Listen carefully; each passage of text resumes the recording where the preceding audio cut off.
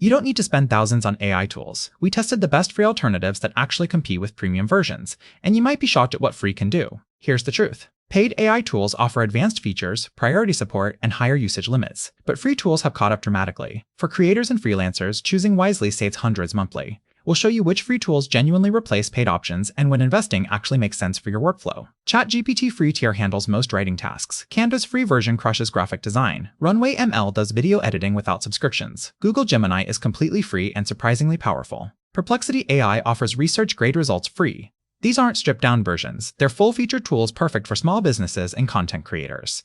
Pay for tools when you hit free limits or need advanced features. ChatGPT Plus for image generation and longer context. Descript for professional podcast editing.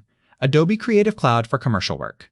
Runway ML paid tier for unlimited exports. The key, choose based on your actual bottlenecks, not features you won't use.